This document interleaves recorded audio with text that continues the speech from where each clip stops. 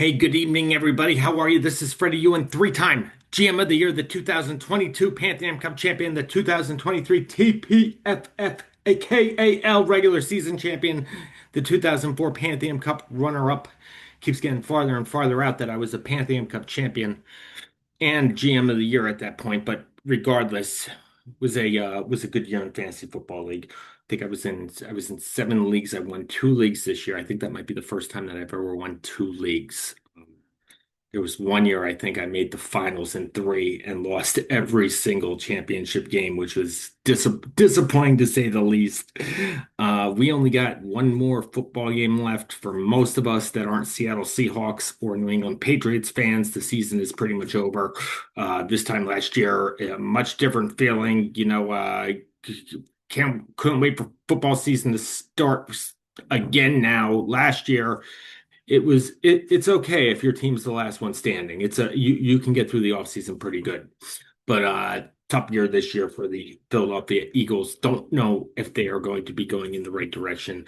That's a whole nother story for another time. My thoughts on Nick Sirianni, this offensive coordinator.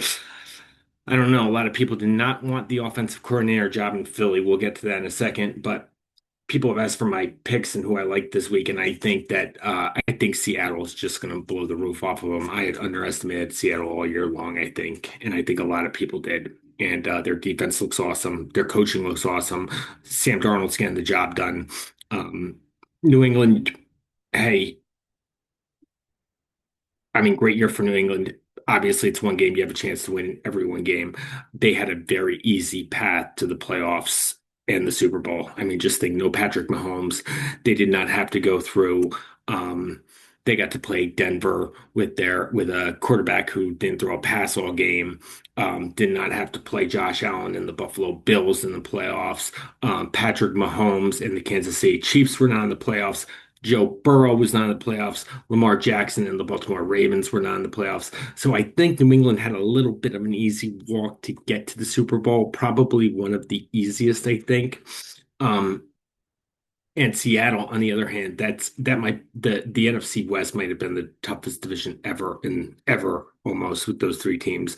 But give it up. I think it's gonna be really interesting going forward. Obviously, every year's a new year. But the NFL is wide open, baby. The NFL is wide open, and I really think that is great for the league where, you see different teams in the Super Bowl. Obviously, I would love to see my team in the Super Bowl every year. They've been in the Super Bowl three out of the last 8 years, I think, which has been great. But you've seen New England be a dynasty forever, and before that, Kansas, and after that, Kansas City, which is just, I think the fall of Kansas City is coming pretty soon. Anyway, we're gonna have our last kind of data dive today with our Test No Limit Fantasy League that we were a part of and go through a couple things. I was trying to figure out how to do this and breaking out trigonometry and math and whatnot. Um, Chat GPT, baby. Chat GPT is the way to go. It's like I bought a $40 a year app, Chat GPT, which just tells me everything upon everything upon everything. So I put a bunch of stats in there, I put a bunch of things in there, and really got all the information that I needed. And it was shocking that they knew everything about like No Limit Fantasy Football almost. We've shared a couple things with No Limit Fantasy Football with a couple guys, Stephen Rippey. If anyone knows him, he's from fantasyguides.com.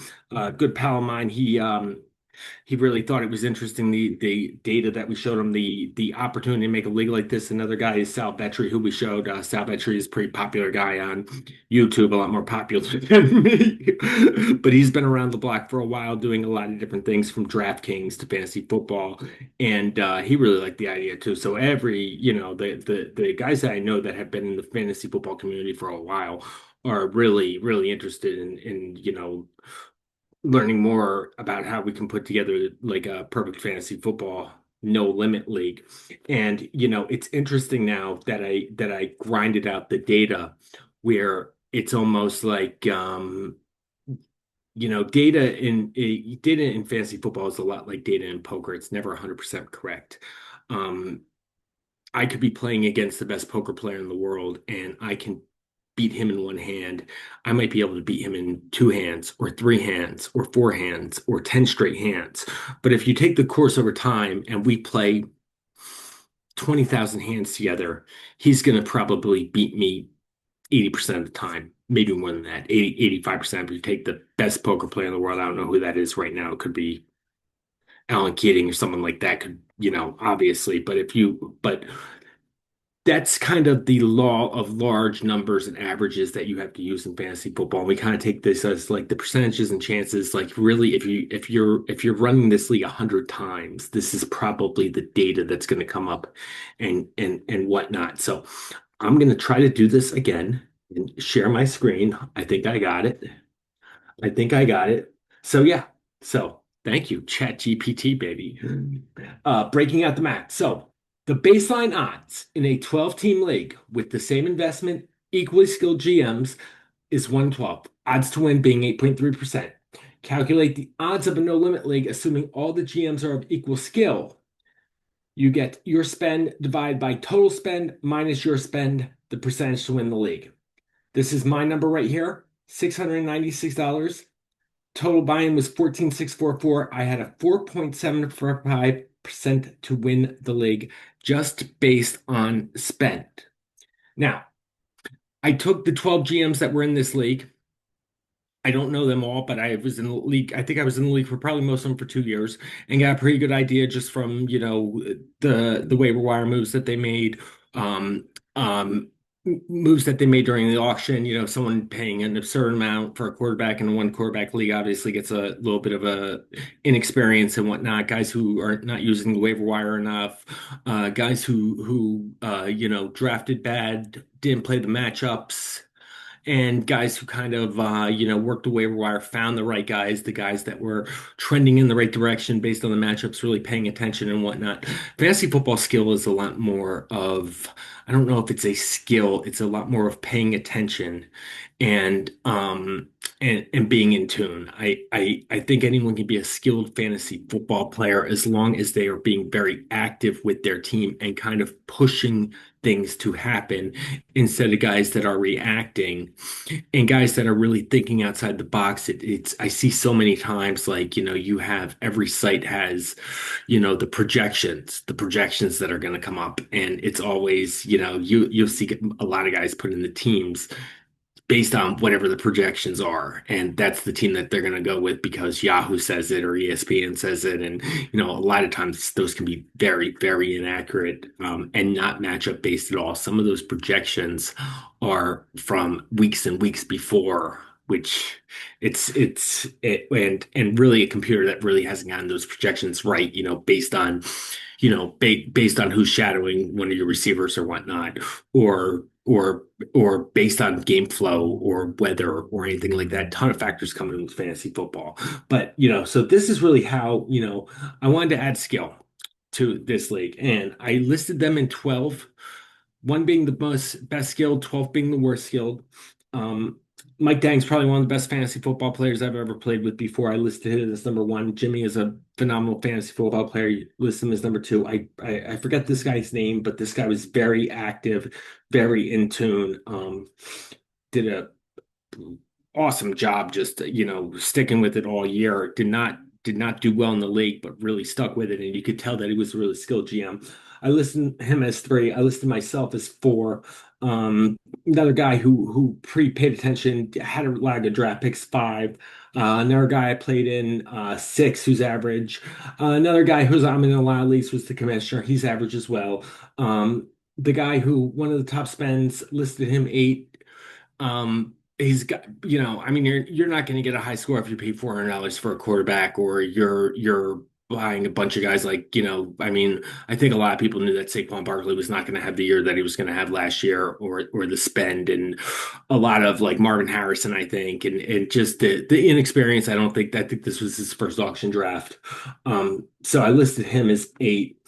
Just donating. I didn't know him that much, but I saw this guy at the bottom. He was the low spend, but he did make a couple moves here and there that was interesting.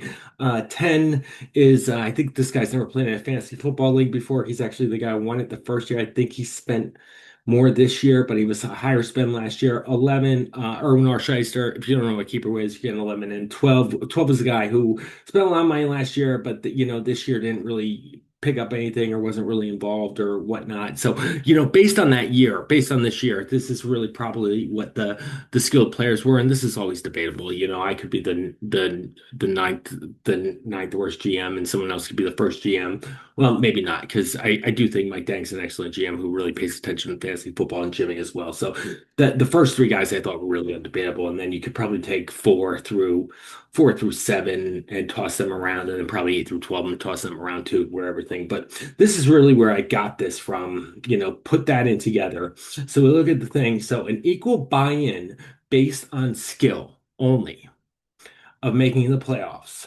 You look at the guy, the super expert Dang, 85 to 90% chance if everyone spent the same amount of money in a league, he would have an 85 90% chance of making the playoffs in a half point PPR 12 team league with 8 playoff spots.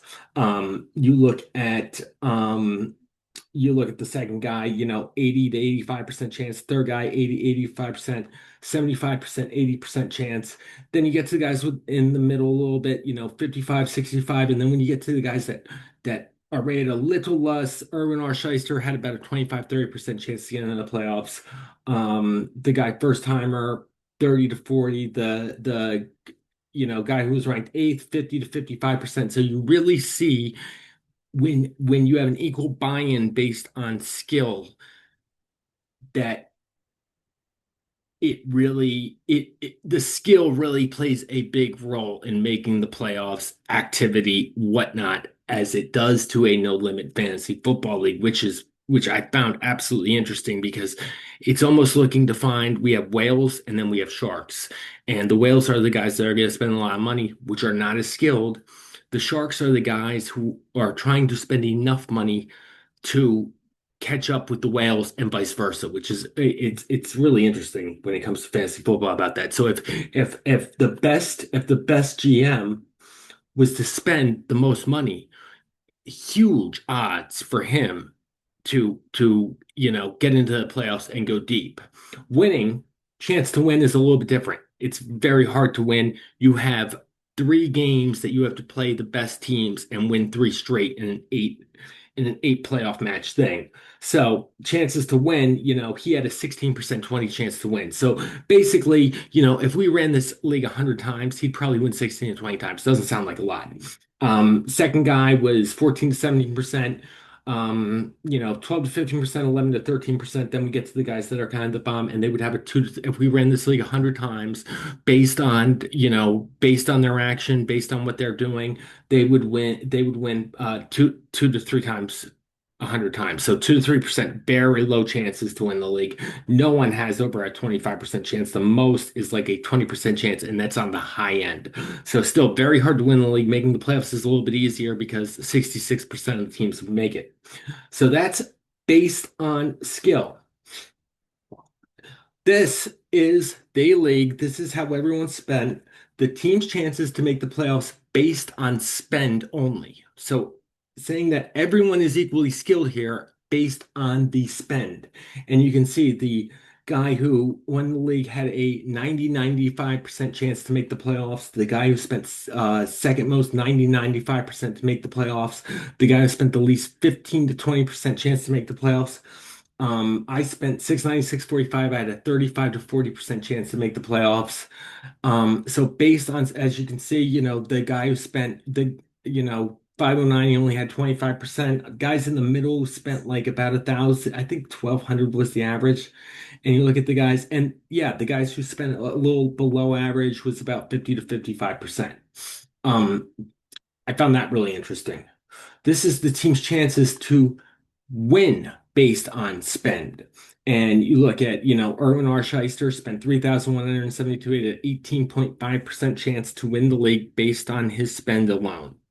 Um, I put an experienced winner at a 17.54%. My chances that we said before, 4.75%. This guy just donating who spent at least 2.9%. So you can see where it just comes to, drastic changes when it goes from spend to skill. You can see it almost flips the script where spending becomes so much more important and overman skill, which gives guys that are inexperienced in fantasy football a better opportunity to win the league by spending more money, which I still think is freaking fascinating how this worked out. Here is the percentages. Now, if you put this together, took these numbers, we took these numbers. I'm just gonna go through them one more time. All right, we ranked these GMs based on skill. All right, one being the best, 12 being the worst. Then we took um, then we took their chances to make the playoffs. Uh, what it would be if there's an equal buy-in based on skill, the chance to make the playoffs based on their spend, the chances to win based on their spend. Now, this next one right here is the percentages based on skill and spend to make the playoffs. And this was really interesting. So you take a look like the guy, the guy who spent $3,172, right? If he was in a regular league, based on his skill alone, he would have a 25 to 30% chance to make the playoffs. All right. If we were all spent $1,268, he would have a 25% chance, 30% chance. But because of his spend, he ends up having a 80 to 90% chance to make the playoffs, which is crazy fascinating. You take the guy in second. So the guy in second, I think who spent the second, I think he was the, eighth most skilled, and his chance to make the playoffs was about 50-55%. And you look at him based on his skill and spend, still 85 to 90%. So the skill of these guys did not matter at all. It was all based on how much you spent. But here's the interesting thing. Here's the interesting thing. Dang, I'm going to keep using Dang as an example because I think he finished in second in the league. I'm going to use Jimmy as an example too because, Dang only spent $817. If you look at him, his chance to make the playoffs based on his spend was only 40 to 45%. But if you added his skill, he went up to 60 to 65%. So skill still has a lot to do with this. The better skilled players, it shows, do not have to spend as much money as the less skilled players. And the less skilled players have to spend, depending on their skill, a lot more money. The chances to win based on their skill and their spend. The This was interesting too. So Erwin R. Shyster was, I marked him as the 11th worst the 11th worst GM. You don't know why keeper is, you're not going to get a high rating. Um, he had a 14.8% chance to win the league based on his skill and his spend.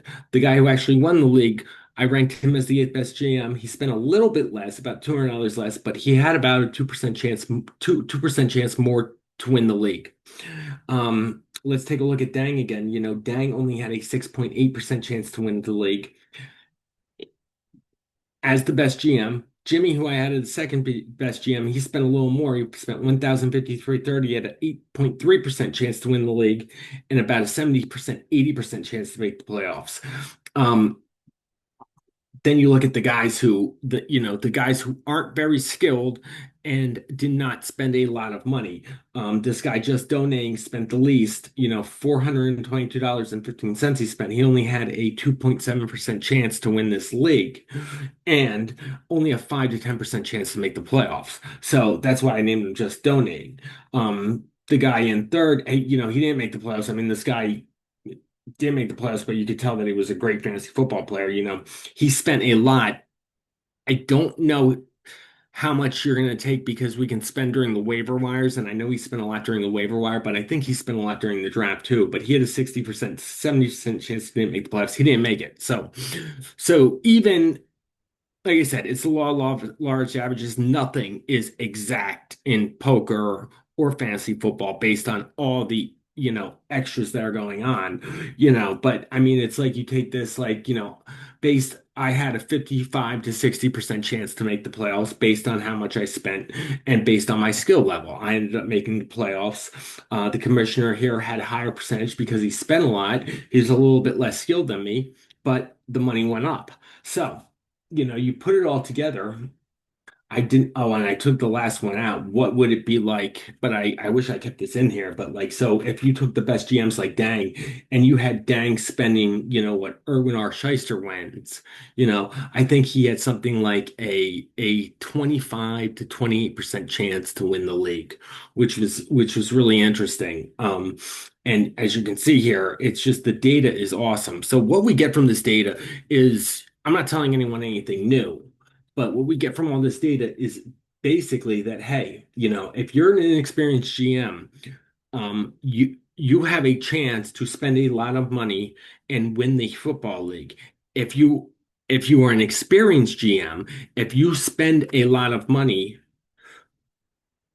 and match these guys, you're probably going to have a much, much better chance to win the league. But at the same time, you don't have to nearly spend as much money as these guys, and you'll have a chance to be competitive. That's why when we started this league, I thought, okay, I'm a decent enough fantasy football player. I wanted to see the challenge much more if I can spend a certain amount of money and make the playoffs or how far I can go.